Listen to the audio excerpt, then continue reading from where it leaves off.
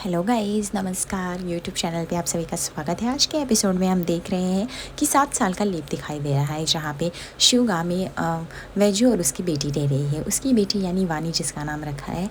यहाँ भी वो लोग शिक्षा के लिए प्रचार प्रसार कर रहे हैं गाँव-गाँव में जाके, पर गाँव वाले इस बात से बिल्कुल भी खुश नहीं है वैजू के इस काम से। वहाँ पर बेटी जो है, यहाँ पर वैजू का काफ़ी प्रोत्साहन बढ़ा रही है और सबको शिक्षित युद्ध कला के लिए प्रोत्साहन करे, खास करके महिलाओं के लिए। लेकिन यहाँ पे गाँव में कोई भी उसकी चीज़ को नहीं सुनता और चले जाते हैं। उसके बाद वो मायूस हो जाती है। वैजू बोलती कोई बात नहीं, किसी ने सुना नहीं, कोई आया नहीं तो वो अलग बात है, लेकिन तेरा ध्यान तो गया और उन लोगों ने भी तेरा ध्यान खींचा अपनी तरफ, तो यही बहुत है मेरे लिए। पहले स्टेप में इतना चलता है। उसकी बेटी बोलती नहीं, ऐसे नहीं चलता है। आपको ऐसे कैसे क्यों लगता है, क्यों चलता है? अगर ऐसे रहेगा तो हमारे पास कौन आएगा, हमारा युद्ध कला कैसे चलेगा? तो यहाँ पे वैजू बोलती है अरे चलेगा तो क्यों इतना टेंशन लेती है? तो बोलते नहीं नहीं, हमें इसके लिए कुछ अच्छा करना पड़ेगा। अगर चॉकलेट बनानी है तो उसके लिए ब्रांड भी अच्छा होना चाहिए, उसका पैकेजिंग भी अच्छा होना चाहिए, इसलिए हम उसका प्रचार भी अच्छा से करेंगे। समझ में आया, तभी प्रोडक्ट बिकेगा। वैजू को बात याद आने लगती है, इतनी छोटी सी बच्ची और कितनी समझदार, कितनी बड़ी बड़ी बातें करती है। उसको राना की बात याद आने लगती है कि किस तरह से राना भी शुगर मिल में अच्छे से प्रोडक्ट का पैकेजिंग करता था, सिर्फ ये बोल के कि अगर हम इसकी अच्छे से करेंगे पैकेजिंग, प्रोडक्ट जितना अच्छा होगा उससे अच्छा भी उसकी पैकेजिंग होनी चाहिए, बिकॉज दोनों चीज़ जो थी कस्टमर्स को अट्रैक्ट करती है। वैजू को लगता है सच में ये बिजनेस माइंड ये अपने पापा से ही पाई है। उसके बाद वह जो होती है वो उधर से बोलती है चलो अभी हम चलते हैं इधर से। उसके बाद यहाँ पे वैजू जो होती है वो फटाफट उसके बैग को रेडी करती है। उसकी बोलती है बैग में क्या है? तो बोलती है बैग में खोलो खोलो तो इसके बाद आपको पर्चा मिलेगा। वैजू बोलती पर्चा। उसके बाद वैजू जो थी पर्चा खोलती है। उसके बाद देखते हैं कि उसकी बेटी ने ऑलरेडी उस पर्चे में सब कुछ लिख के रखा है।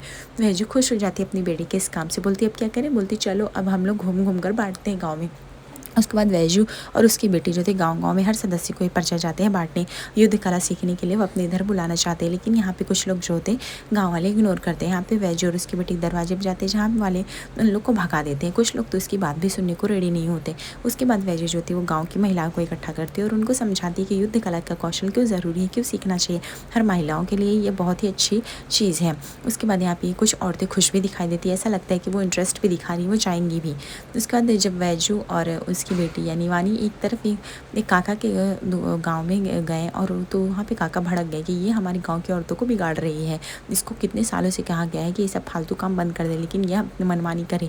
वैजू को काफ़ी सुनना पड़ता है। उसके बाद वैजू ज्योति बोलती चलो कोई बात नहीं। वो अपनी बेटी को लेके बोलती चलो अब हमारी बम बम फटफटी पे चलो बैठ जाओ, चलते हैं। वो बोलती कितनी खटारी आपकी फटफटी। उसके बाद वैजू बोलती बस करो, आज के बाद इसको खटारी मत बोलना, कितनी अच्छी है, इसको चालू होने में कितना टाइम लगता है, कितना साथ देती है, कोई भी चीज़ खटारी नहीं होती, समझी ना। उसके बाद उसकी बेटी बोलती ठीक है हम आई, लेकिन तू बोल रही तो ठीक है, लेकिन ये जो टमटम है तुम्हारी, ये सच्ची में खटारी है। टमटम तो कभी कुछ काम भी नहीं करती है। वैजू बोलती करेगी ना। इसके लिए वैजू बोलती कि अभी देखो हमारी टमटम कैसे चालू होगी, डब्बे में डब्बा, ऐसा कुछ गाना गाने लगती है। उसके बाद उसकी बेटी और वो काफ़ी इंजॉय करने लगते हैं।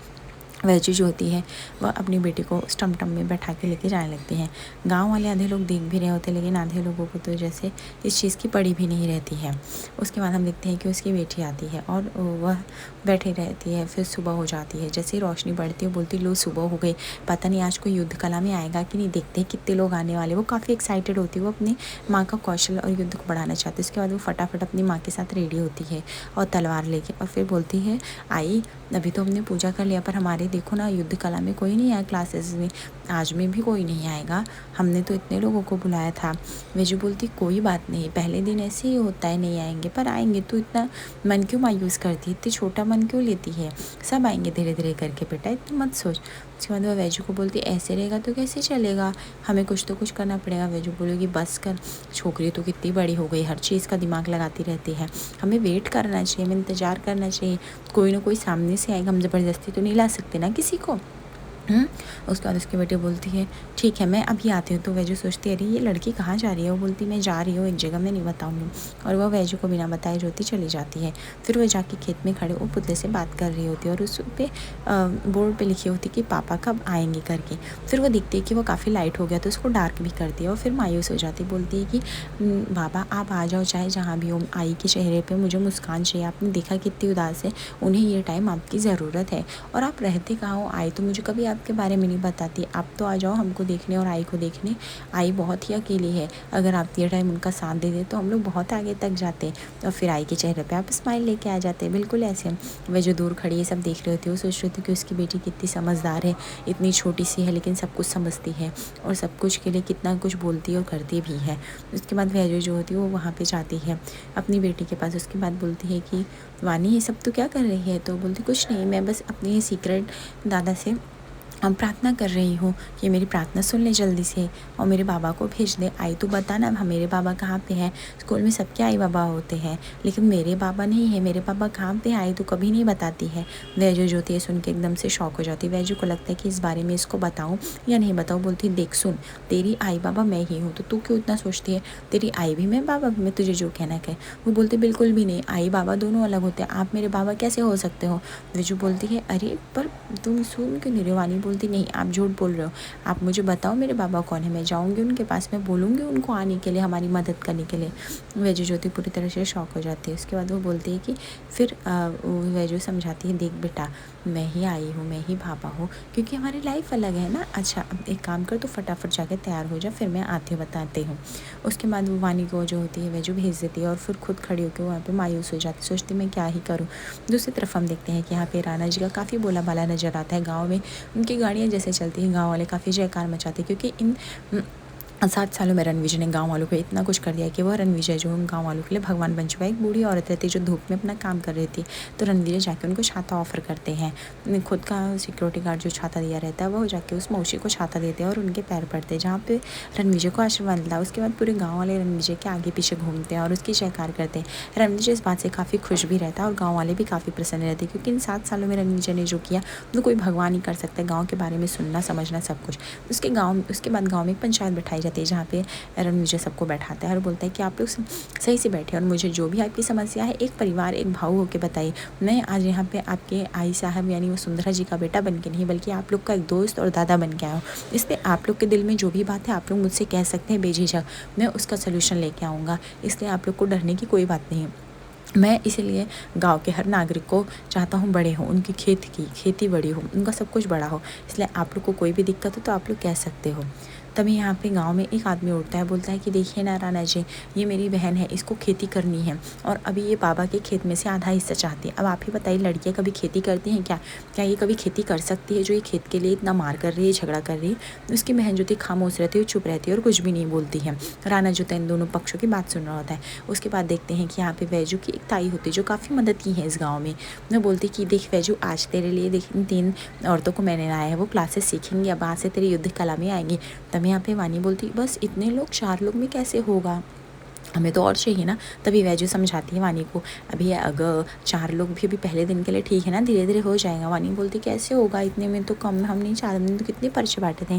वैजू बोलती हाँ पर्चे तो बांटे थे, लेकिन पहली बार में थोड़ी कोई आएगा, हमें बहुत मेहनत करनी है ना, तो हमारा पहला सीढ़ी आज का यही है। उसके बाद यहाँ पे रणविजय जो होता है वो समझाता है, बोलता है कि मुझे वैजू की भी याद आ गई है। वैजू जो भी एक किसान की बेटी थी, जिसने किसानी की, खेत को पाला, उसने मिट्टी से इतनी जुड़ी थी, उसके बाद उसने पढ़ाई की। एक औरत क्यों नहीं कर सकती, बहुत कुछ कर सकती, क्योंकि एक औरत के अंदर आई होती है, इसलिए वह ज़्यादा अच्छा किसान बन सकती है। वो अपने खेतों को भी एकदम बेटे के जैसे पालती है, एक माँ जैसे अपने बच्चे का ख्याल रखती है। उसके बाद रणविजय जाता है और वो मिट्टी थोड़ी सी लेता है और उस लड़की को देता है, बोलता है दो, ये मिट्टी जब तक तुम्हारे हाथों में रहेगी, इस मिट्टी को संचित करके रखना, इस मिट्टी का हमेशा सम्मान करना। उसके बाद ये मिट्टी तुम्हारा सम्मान करेगी और तुम इस मिट्टी के लिए कुछ काम कर पाओगी। उसके बाद वह लड़की जो होती है वो रणविजय के सामने हाथ जोड़ लेती है और खुश हो जाती है। रणविजय बोलता है कि आप लोग भी समझिए, जब औरतें काम करती हैं तो उनका काम हमसे भी अच्छा होता है, इसलिए हमें उन्हें बढ़ावा देना चाहिए।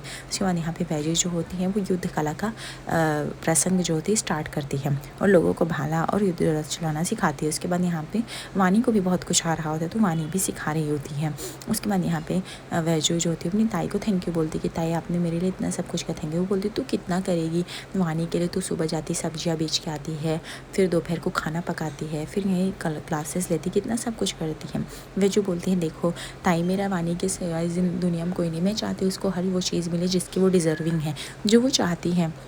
मैं चाहती हूँ उसकी पढ़ाई के लिए उसको सब कुछ मैं दूँ, इसलिए मैं इतना मेहनत करूँगी। उसके बाद एक औरत आती है, बोलती कि वैजू दीदी मुझे क्लासेस ले लो ना, मुझे युद्ध कला की क्लासेस करना है। उसके बाद वैजू बोलती हाँ वो सब ठीक है, लेकिन आपके हाथ पे ये चोट कैसी है?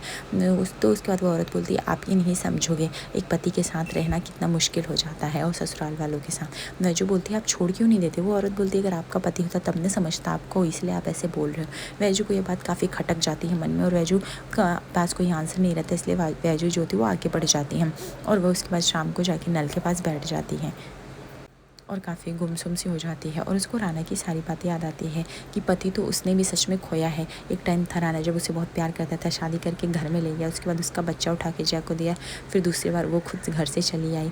ये सब बातें जो थी मन में खटक रही होती। दूसरी तरफ हम देखते हैं यहाँ पे रणविजय जो होता है पंचायत का सुलह करके आगे बढ़ रहा होता है। उसके बाद उसके बेटे का वीडियो कॉल आ जाता है जिसका नाम वायु रहता है। उसके बाद वो वायु से पूछता है कि उसने खाना वाना खाया। वायु बोलता है कि आप ऐसे 5-5 मिनट पे कॉल क्यों करते हो? मैं बड़ा हो गया हूँ, छोटा बच्चा नहीं रहा हूँ, ऐसे अच्छा नहीं लगता है कि आप बार बार मुझे कॉल करते रहो। उसके बाद रणविजय बोलता है कि ठीक है मैं नहीं कर रहा हूँ कॉल, लेकिन पहले तुम ये तो बताओ तुमने खाना वाना खाया ना, सब कुछ खाया ना? मैं तुम्हारे बस के पीछे हर 5-5 मिनट पे तुम्हारा पीछा करता रहूँगा यहाँ पे।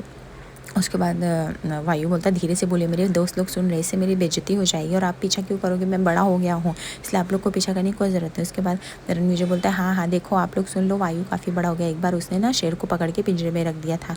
उसके बाद सब सारे बच्चे जो थे हंसने लगते हैं। वो तो वायु बोलता पापा इट्स टू मच, इतना भी नहीं बोलना था। उसके बाद यहाँ पर रणविजय बोलता है ठीक है बेटा सॉरी, लेकिन तू कितना भी बड़ा हो जाए पापा के लिए तो उसकी जान का टुकड़ा ही रहेगा ना, इसीलिए बस इतना फ़ोन करके तुझे पूछता रहो तो तूने खाया कि नहीं, पहुँचा कि नहीं, बस इससे ज़्यादा बाकी कुछ नहीं है। वायु बोलता है ठीक है लेकिन आप इतना भी मत करो, अभी चलो मैं कॉल कट करता हूँ, ठीक है। उसके बाद वो कॉल कट कर देता है, वायु रख देता है। तभी हम देखते हैं कि दूसरी तरफ उनका सिक्योरिटी गार्ड कहता है कि सर आपने इस गाँव वालों के लिए कितना कुछ किया है इन 7 सालों में, आप उनके लिए देवता बन गए हैं और अभी तक करते हैं। मुझे बोलता है जितना भी करो गाँव के लिए उतना ही कम है। दूसरी तरफ हम देखते हैं वैजू जो होती है अपनी बेटी वानी को स्कूल ड्रेस पहना रही थी, उसको स्कूल के लिए भेजनी था, तो पूछती है कि तू क्या खाएगी आज खाने में? तो उसकी बेटी बोलती है कि मुझे मोटी रोटी खानी है। वैजू जैसे ही सुनती वो उसको रणविजय की याद आ जाती है कि रणविजय को भी मोटी रोटी बहुत पसंद थी, वो उसके लिए बनाती थी खास करके। तो वैजू बोलती हाँ ठीक है मैं तेरे लिए मोटी रोटी बना के लाती हूँ। उसके बाद वैजू जाती है और मोटी रोटी बना के लाती है। उसके बाद वो बोलती है कि वानी बोलती आई ये क्या तू लेके आई? तभी यहाँ पे वैजू बोलती ये क्या है? तेरे स्कूल का टूर था, तूने मुझे बताया नहीं। वो बोलती कैसे बताते, 5,000 रुपये था ना, तो इतने पैसे हम कहाँ से लाते, हमारे पास इतने पैसे कहाँ हैं? तभी वैजू बोलती है तुझे पता है हम अमीर हैं, हम गरीब नहीं हैं, क्योंकि मेरे पास तुझ जैसी बेटी है और तुझ जैसी बेटी रही तो हम गरीब थोड़ी है, इसलिए कुछ भी ना कर तू बता दिया कर मुझे नेक्स्ट टाइम से, ठीक है। उसके बाद हम देखते हैं कि वो ताई आती है वैजू के पास और वो बोलती है कि वैजू ये क्या कर रही है? सब कुछ ठीक है ना? मुझे पता है कि कल सुलेखा की बात सुन के तुझे काफ़ी दुख हुआ, उसने तुझसे ऐसे किया, तू बता क्यों नहीं देती कि तेरी शादी हो चुकी है, तू शादीशुदा है, तेरा भी पति है, तो ये सब बातें लोग को नहीं बता रही, इसीलिए ये लोग तेरी बातें नहीं सुन रहे हैं। मैं जो बोलती मैं ये चीज़ नहीं बता सकती, मैं वानी से ये बातें छिपा के ही रखूँगी। दूसरी तरफ देखते हैं कि रणविजय जो था वो वैजू का फ़ोटो निहार रहा होता है, सब कुछ याद कर रहा था और गिल्ट कर रहा था कि काश मैं वैजू से मिल रहा होता। वैजू बोलती कि मैं कभी राना जिस नहीं मिलने दूंगी अपने बच्चे, क्योंकि इन 7 सालों में कभी भी उन्होंने ढूंढने की कोशिश नहीं की। आज रात के एपिसोड में दिखेंगे जहाँ पे वैजू वानी को खाना खिला, लेकिन वानी को अचानक से उसके बाबा की याद आती है और वह गुस्से में घर से निकल जाती है। वो अचानक से लड़खड़ा के गिरने ही वाली होती है कि रणविजय से संभाल लेता है। फिर रणविजय पूछता है कि बेटा तुम यहाँ पे क्या कर रहे हो, तुम्हारी मम्मी कहाँ पे है? तो बोलते कि आप वही ना स्ट्रॉन्ग मैन हो, इसीलिए तो आप तो संभाल लेते हो ना स्ट्रॉन्ग लोगों को। उसके बाद रणविजय जो है इस बात से खुश होता है, बट वो सोचता है बच्ची आखिर क्यूट सी किसकी है। ऐसे दोस्तों बने रहिए, लाइक और सब्सक्राइब करिए। धन्यवाद फॉर द मोर अपडेट्स।